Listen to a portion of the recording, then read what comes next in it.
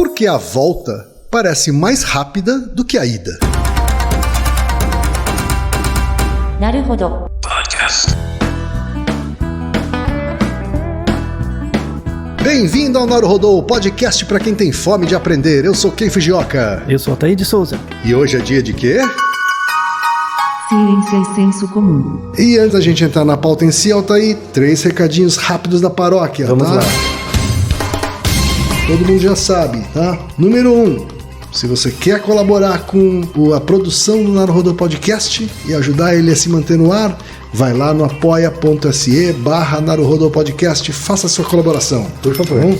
Número 2, não vai te custar nada, é só ir lá no iTunes Store e deixar 5 estrelinhas e o seu comentário. Isso. Nunca te pedimos nada. E a terceira e última também tem custo zero, tá? É só apresentar o podcast Naruhodo para uma amiga ou para um amigo que não conhece o Naruhodo. Isso. Às vezes até não conhece um podcast. A proposta do Naruhodo é exatamente essa. Como são episódios mais curtinhos, é para introduzir as pessoas à podosfera. É isso aí então, gente. Vamos para a pauta? Bora! E antes da pauta, mais um recado. O Naruhodo está abrindo espaço para os podcasts das Minas, porque representatividade é importante também na podosfera. E o destaque de hoje vai para as Matildas, com TH, comandado pela Grécia Bafa e pela Iole Melo. Ouça o recado que elas deixaram para você, ouvinte do Naruhodo, e conheça o podcast As Matildas. Fala, galera do Naruhodo. Obrigado pela oportunidade de falar aqui. Eu sou a Grécia Bafa. E eu sou a Iole Melo. Nós somos do podcast As Matildas. Nosso cast fala sobre a perspectiva da mulher sobre o audiovisual. Sempre com muita treta. Já falamos sobre representatividade feminina, sobre pornô, representatividade negra, lésbica e muito mais. Se você quer consumir mais conteúdo da podosfera produzido por mulheres, procure pela hashtag Mulheres Podcasters. E encontre a gente também no Twitter, @asmatildas, no Instagram, @asmatildasoficial, no Facebook e no site do Cinemação. Altair, mais uma pergunta de ouvinte. Uma pergunta que volta sempre mais rapidamente, né? Que vai e volta também. Todo tempo. A pergunta veio do Lucas Vieira de Oliveira. Ele tem 29 anos, mora em Paranapanema, São Paulo e é programador. Aí. Olá, Ken, Altair, bom dia, boa tarde, boa noite. Bem, primeiramente quero parabenizá-los pelo excelente trabalho com o cast. Obrigado. O Naruhodo foi a minha primeira porta de entrada para a podosfera. Comecei a acompanhar quando estava por volta dos 50 episódios. Fiz uma maratona para ouvir os primeiros e desde então sou ouvinte fiel toda semana. A proposta do Naruhodo é essa mesmo. Né? Pois é, então. É uma coisa que está acontecendo bastante, viu, Altair? Né? Depois que a gente entrou pro Spotify, pois é. Né, a gente reparou a chegada de novos ouvintes de podcasts. Uhum. Né? Isso é muito bacana. Isso. E muito também tá legal. No Deezer, não tá? Também tá no Deezer. Isso, pra quem curte, também tá. Então, a galera que ouvia só música agora tá curtindo podcasts. Pois é. Né? Vamos à minha pergunta, diz o Lucas. Tem algum tempo que eu comecei a reparar que em viagens longas, que levam algumas horas, ou mesmo em viagens mais curtas, de alguns minutos, o caminho de ida parece durar mais tempo se comparado com o caminho de volta, principalmente quando é a primeira vez que faço a viagem. É claro que a distância continua a mesma, pode até ter variações no trânsito, mas sempre a sensação do caminho mais curto é a da volta, no meu ponto de vista, é claro. Ainda assim, já comentei isso com amigos e a grande maioria concorda com essa sensação. Então eu queria pedir a ajuda de vocês, vozes da consciência, para desvendar de vez esse dilema. Um forte abraço a toda a produção do Naruhodo Podcast, então inclui você, Reginaldo. Boa, Reginaldo. Ai, Reginaldo, você é tão bom pra mim. Porque somos nós 3, tá, Lucas? E continue com um ótimo trabalho em divulgar a ciência de uma forma simples e prática. Obrigado. Obrigado, Lucas. Continua indicando o Naruhodo pros seus amigos, pros seus inimigos. Pra todo mundo. Pra todo mundo, tá bom? Altair, eu já tive essa sensação também. Você concorda com ele? Eu já tive essa sensação. De no caminho da ida parecer que demora mais do que no caminho da volta. Fale mais sobre isso. Por que você acha isso? Então, eu tenho cá as minhas hipóteses, né, baseadas no meu pseudo-conhecimento científico. Da sua vida, da sua vida. Isso. Eu acho que o caminho de volta, ele parece mais rápido que o de ida, principalmente quando você tá indo e voltando por um mesmo caminho, assim. Pelo mesmo trajeto. Pelo mesmo trajeto, né? pra mim isso tem duas coisas aí, tá? Uma acho que a ansiedade pra chegar, quando você tá indo, você tá mais ansioso pra chegar, né? Você tá indo viajar pra praia, sei lá, ou pra um resort, ou sei lá que porcaria, né? E na volta você tá indo pra casa só, né? Então você tá menos ansioso com a chegada, né? Tá voltando pro conhecido. Exato. E a segunda coisa tem essa coisa da familiaridade, né? Acho que quando a gente tá indo, a gente tá passando por um trajeto mais desconhecido do que na volta. E aí, não sei por que motivo, né, essa familiaridade faz com que o tempo passe mais rápido, ou pareça que o tempo passou mais rápido. Isso, Né? então. Essa é a minha hipótese. É uma boa hipótese. De fato, a descrição comportamental reflete muito o que acontece. Tudo bem, imagina que você vai pra praia e volta, e imagina que você foi pelo mesmo caminho aí de a volta. Você acha que você volta mais rápido, de fato? Não, eu uso... Fisicamente? A princípio não, porque eu uso, em tese, a mesma velocidade. Isso, a rigor, assim, a diferença temporal real, né, medida externamente a você, é a mesma.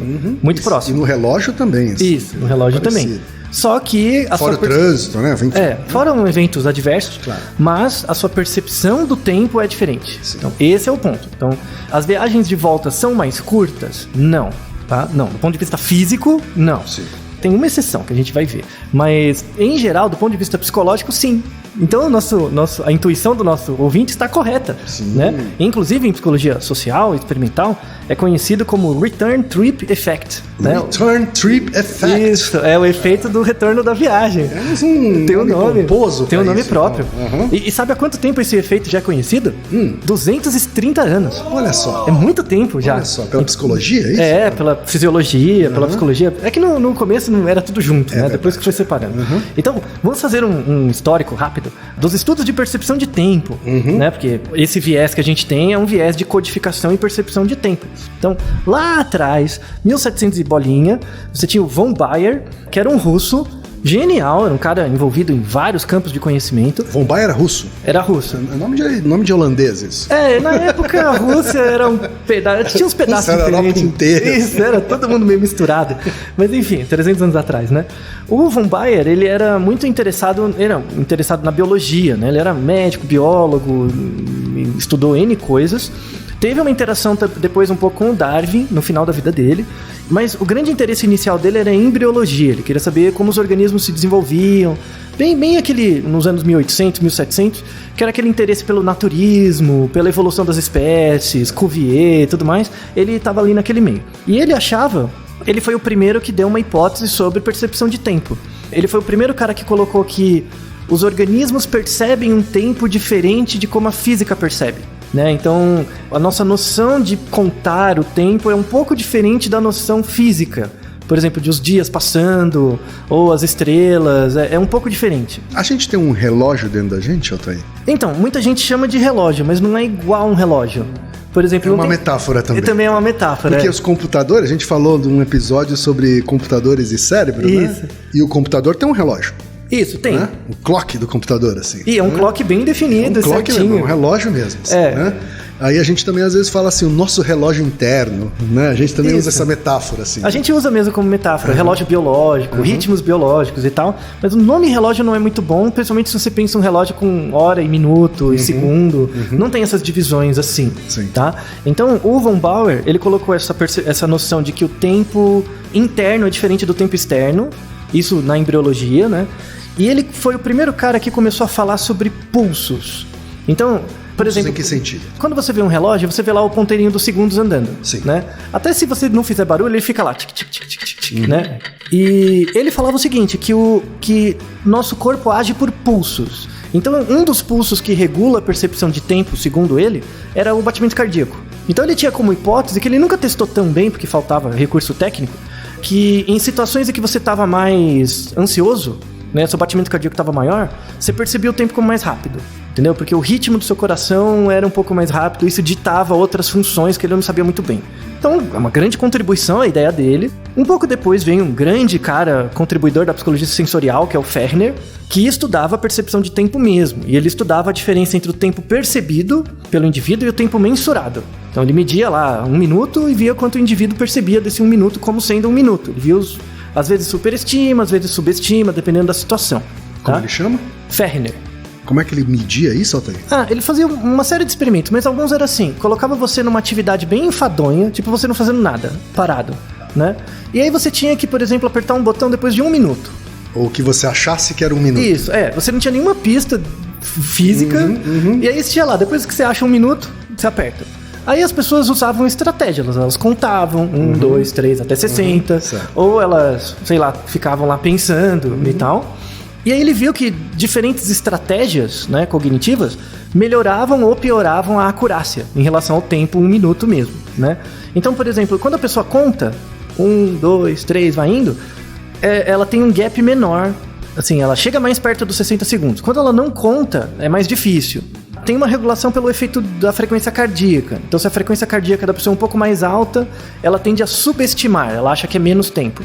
Quando a frequência cardíaca dela é mais lenta, ela tende a passar de 1 minuto. Então tem essa relação entre os ritmos. Entendi. E quanto maior o tempo, vai ser maior o erro, provavelmente. Exatamente. Né? Mais difícil é de perceber. Claro. Então, 1 minuto até as pessoas conseguem, mas em 30 meia minutos... hora a pessoa dorme antes e aí não consegue. Perde a conta, né? Isso.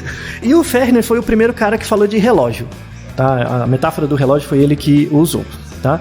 Um pouco depois dele veio, para mim, o meu psicólogo favorito, que é o William James, né, Estados Unidos. William James, ele também tentou estudar com mais detalhe a relação entre a percepção de tempo e a frequência cardíaca. Ele foi mais atrás disso, ele fez experimentos melhores. E ele tinha uma noção de que ele melhorou esse conceito do relógio. Então ele falava que o relógio, quando você fala de percepção de tempo, né? O relógio da percepção de tempo, ele na verdade ele é um relógio da sensação do presente. É como se a cada momento você estivesse ressignificando o presente em ondas. Essas ondas de ressignificação do presente são os ponteiros do relógio, entendeu? Então o relógio ele não marca tempo, ele marca percepção de si. O relógio interno que a gente tem é como se tivesse uma entidade, alguma coisa que... Não tô falando nada de espírito, mas como se tivesse um sistema que dissesse pra você, é você. Sim, é você. Você existe. É você, é você. É uma coisa de existência, assim. Isso. Né? É você. Vai. Hoje em dia você estuda muito isso, do ponto de vista da memória, como memória autobiográfica. Né? Que é como você sabe que você é você mesmo. Você tem que ficar reafirmando. Por isso, por exemplo, pessoas que têm síndromes de ausência, acontece muito em Alzheimer, por exemplo, que a pessoa esquece quem ela é, onde ela tá, ela dá uma despersonalizada. É esse relógio falhando. Isso tem uma relação, por exemplo, quando o clock do computador ele vai meio que reatualizando. É um pouco parecido, do ponto de vista da metáfora, não funciona igual, mas é um pouco parecido com a gente. E esse sistema de atualização da percepção de si dá a noção de tempo. Dá uma percepção da noção de tempo. E aí vem uma coisa importante, que é o fato de você perceber que você é você, isso não é o relógio. Então, conscientemente, lembra da metaconsciência, que a gente já falou em um episódio que eu linkei com vários outros? Você tem os 3 tipos de consciência: consciência funcional, a teoria da mente e a metaconsciência. Você perceber que você é você mesmo, isso não é o relógio, é anterior. É a noção de consciência funcional, ela é muito básica. Então, por exemplo, do mesmo jeito que seu coração está batendo sem que você perceba, seu corpo está contando o tempo sem que você perceba. Então é uma coisa mais básica. Para quem é mais estudioso da área, por exemplo, é mais da área biológica, não existe uma área cerebral específica para percepção de tempo. Tá? Parece que o cérebro inteiro vibra em função da percepção de tempo. É uma reação do cérebro todo. Mas tem algumas áreas que têm um papel um pouquinho maior, né, na percepção de tempo. Uma delas é o cerebelo. Outras são os gânglios da base, né, que é uma área muito importante para a percepção de tempo. E uma outra área super importante que é chamado núcleo supraquiasmático. O núcleo supraquiasmático é uma área fundamental para a percepção do sono. Então, quando, por exemplo, a luminosidade do ambiente começa a diminuir, o núcleo supraquiasmático, que ele fica perto do seu quiasma óptico, ele recebe informação do seu olho de que está acabando a luz. E aí ele começa a entrar numa série de atividades que vai, em outras áreas, vai liberar o hormônio do sono, que é a melatonina, né, que vai induzir o sono. Então, o núcleo supraquiasmático ele é muito relacionado com essa contagem do dia. É como se fosse um relógio do dia. Então, o William James coloca, assim, de forma bem geral, né, dessa consciência de si como sendo esse relógio. Hoje em dia, a gente tem na verdade, a gente tem vários relógios.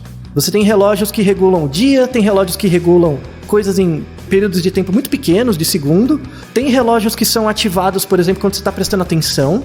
Então, por exemplo, temos muitos ouvintes que são programadores. Isso acontece muito com programação. Quando você está muito envolvido com uma coisa, supondo que você está motivado, o tempo passa mais rápido.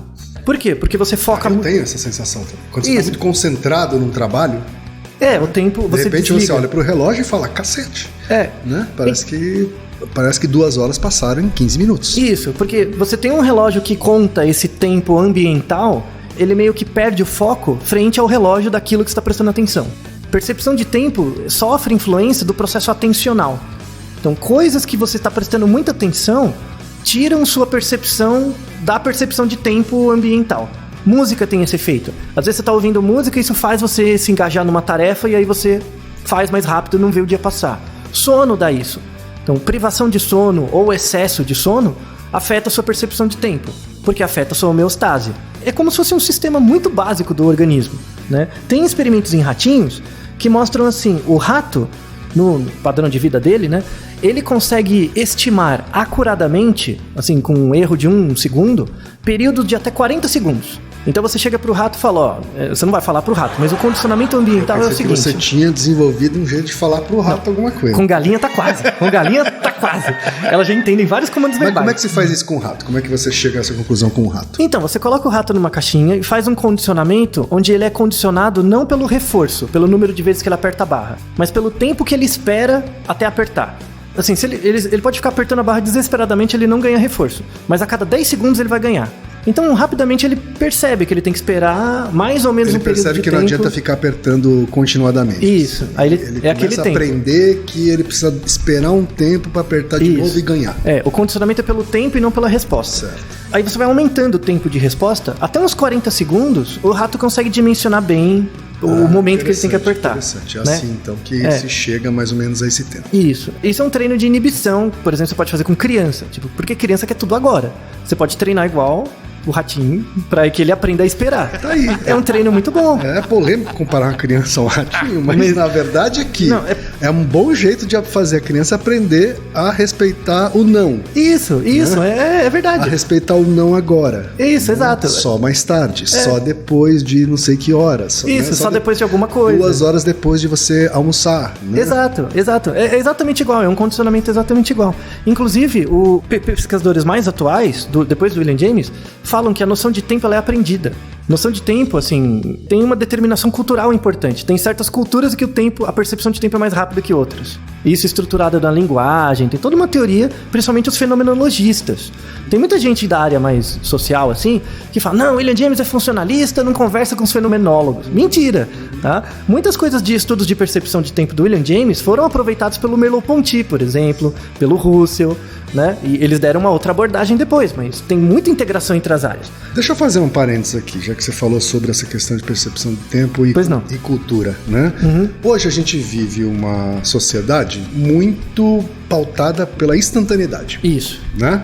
Então eu me lembro que quando eu trabalhava 20 anos atrás, os clientes, por exemplo, né, ou seu chefe, ele aguentava um dia até você retornar uma ligação, por exemplo. Né? Hoje, se você não responder uma mensagem em meia hora, fora, rua, ele tá se sentindo ignorado. Exato. Né? Tem a ver com esse nosso assunto? Tem, totalmente. A construção de tempo é um fenômeno cultural. Recomendo para quem tiver interesse, souber ler em francês, porque não tem em português esse livro. É um livro da Philippe Albert, é uma pesquisadora muito legal, socióloga, que chama Lógica da Urgência. Tá? A Lógica da Urgência é um livro sensacional que ele descreve exatamente isso. Por que tem que ser tão urgente? Né? E ela mostra que a questão de estímulo e resposta, né, das querências culturais, ela vai se amplificando, porque quanto mais rápido eu faço pra você, mais rápido você vai querer a próxima. Pois é. É meio que a lógica da linha de montagem. Então é um ganho de eficiência sem uma necessidade da eficiência. Entendeu? Então você não sabe porque você quer mais rápido, você só quer mais rápido. Tem que produzir mais. Então é toda uma crítica à sociedade do consumo e tal. É uma lógica de linha de produção transferida para o trabalho intelectual. Isso, e para as relações entre os indivíduos. Para as relações, exato. Eu tenho certeza que a gente está criando uma sociedade bem mais ansiosa por conta disso. Sim, e exatamente por causa disso, com menos inibição. Então as pessoas têm uma menor inibição comportamental, porque como ela quer tudo agora, ela vai ficando mais impulsivo. Então você pondera menos sobre as coisas que você tem que fazer. Por isso que hoje em dia as pessoas querem muito solução pronta. Nós recebemos de vários ouvintes já e-mails assim. Como você faz para aprender? Que livros você lê? Como se elas buscassem uma solução mágica. Velho, não tem. Senta a bunda, para um pouco e vai estudar. Sabe? Fecha o desgraça do Facebook, vai estudar. Porque isso é resultado de tempo, leva tempo pra você conseguir, né, construir. Então não tem receita, não tem segredo. Vocês estão te vendendo um segredo pra você aprender mais rápido. É mentira, sabe? Picaretagem. Picaretagem. Uhum.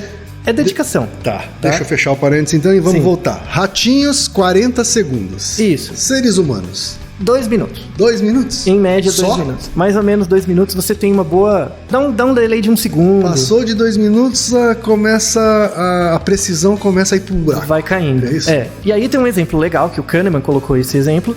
Imagina a sua última viagem de férias. Quanto tempo ela levou em dias? Não foi férias, mas eu viajei por 8 dias. 8 dias. Então, o pra tempo, fora do Brasil. o tempo cronológico foi 8 dias, tá? Agora, faça um exercício. Tente imaginar na sua cabeça que você está gravando um vídeo com todas as suas memórias sobre essa viagem. Então imagina que você gravou um vídeo, tem lá um certo tamanho, você fez um upload no seu Facebook interno da sua cabeça, ou do seu YouTube, né? Qual o tamanho desse vídeo? Nem metade disso. Não, mas você acha que você tem 4 dias de gravação? Eu não sei, eu não tô precisando, né? Não, então mas imagina... certamente assim, muito menos. Não, mas imagina, faça um exercício agora, do quanto você lembra, Tá. se você colocar Agora, num vídeo, é rápido mesmo. Algumas exercício horas, rápido. eu acho. 2 horas? 3 horas? É, por aí. Tá, então imagina que se você juntar todas as suas memórias, vai dar 2 horas. De um total de 8 dias, que é 24 vezes 8 horas. Isso mostra que a nossa memória, ela não é estruturada pelo tempo cronológico.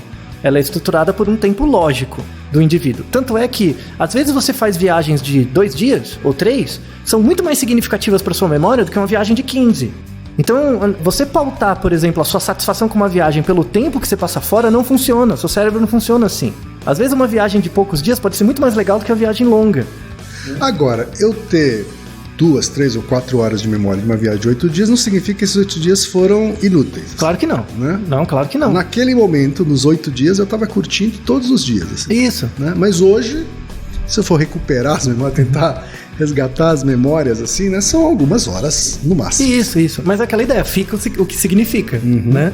Então, às vezes as pessoas se sentem culpadas. Só consigo tirar uma semana. Não, estruture essa uma semana para você ter boas memórias. Ela gera um efeito muito mais duradouro do que você ficar um mês inteiro bundando sem fazer nada, ou fazendo coisas que para você não são legais. Aí, fechando, né? Vamos falar de experimentos que falam especificamente dessa coisa da viagem. Tem um artigo de 2011, muito legal, muito bem feito, que é um artigo assim, você pega um professor, ele andou de bicicleta uma certa distância, que era em torno de 9 quilômetros, de bicicleta dava em torno de 35 minutos. Da universidade até um local, um campo, um lugar. E aí ele pegou 3 grupos de pessoas, e para você chegar da universidade até esse local, tinha 2 caminhos possíveis. Então ele pediu para as pessoas irem de bicicleta até aquele caminho, e elas iam chegar num campo e fazer uma atividade lúdica, um jogo, por 2 horas. E depois elas voltavam para a universidade. E aí tinham 2 grupos, ele dividiu em 2 grupos. Um grupo ia por um caminho e voltava pelo mesmo, e o outro grupo ia por um caminho e voltava pelo outro. E aí ele perguntava depois... E o terceiro? O terceiro era um controle. Tá, era controle. Era um controle. Okay. Esse terceiro, na verdade, ele levou. A pessoa não estava andando de bicicleta, a pessoa era levada de bicicleta, para relacionar isso com o esforço físico. E aí o que aconteceu? As pessoas que eram levadas por ele, não teve diferença, não teve efeito nenhum na ida, então elas acertavam mais ou menos a distância, porque para os 3 grupos ele perguntou: quanto você acha que é a distância, quanto tempo você levou na ida e na volta? O grupo que foi e voltou pelo mesmo caminho, acertava a distância, dava, eram 9 quilômetros, eles chutavam 8,4. Um bom chute.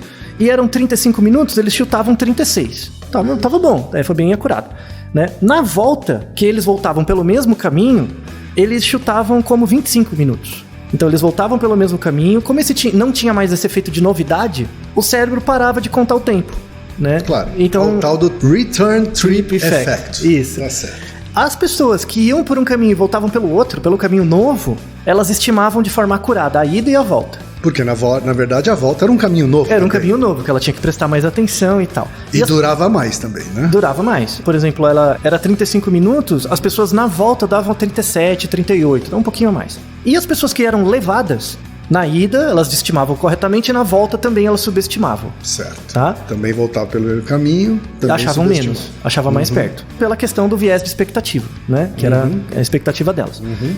Outros trabalhos mostram que essa coisa do caminho mais curto acontece com viagens a pé, de bicicleta, de carro e de trem. Né? Então acontece o mesmo fenômeno. Independente do seu meio de transporte.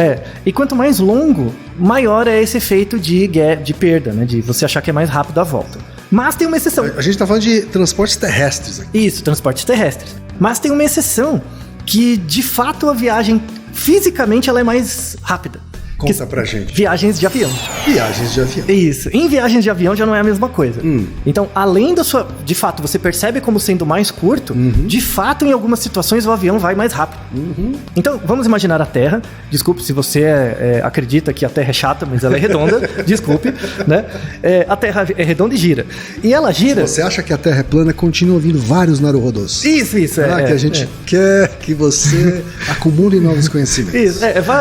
Assumindo que a Terra é de fato redonda e ela gira, ela gira sempre no mesmo sentido, né? Então a Terra gira de oeste para leste, tá? Se você estiver no Equador, bem no meio, a Terra gira a mais ou menos 1.670 km por hora, né? Vai girando. Se você estiver... Não é uma velocidade desprezível. Não, é bastante, é bastante. Pra você fazer um carro que ande isso, vixe Maria, é um foguete. Se você estiver a 45 graus do polo, se você estiver mais em cima ou mais embaixo, mais perto do polo, a Terra gira mais devagar. Ela gira 1.180. Mais nos trópicos ali. Nos trópicos ela gira mais ou menos 1.180, no Equador... também é uma velocidade alta. É bastante. E no polo mesmo ela gira bem pouquinho, né? Porque você está quase ali em cima. Certo. Né? Então conforme você vai chegando mais perto do polo, vai ficando mais lento. Se você parar pra pensar, a Terra tem a atmosfera, então a Terra gira, o solo gira 1.670 km no Equador, mas o ar também gira, né? Então se você imagina o ar girando, tem uma noção de inércia. Então, se você estiver saindo, por exemplo, do Brasil e ir para a Europa de avião, você vai estar no sentido que a Terra gira. Logo, o avião vai ter mais facilidade para voar pela inércia, pelo ar. Vai ter menos resistência do ar, ele vai economizar combustível, ele vai um pouco mais rápido.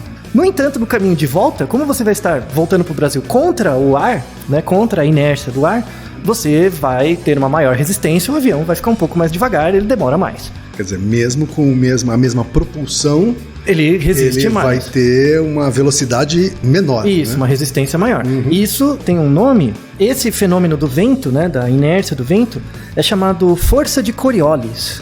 Força de Coriolis. Coriolis, a dinâmica dos ventos, né, na Terra geram, em alguns locais você vai mais rápido, outros mais devagar, pela própria inércia do vento, da dinâmica da atmosfera.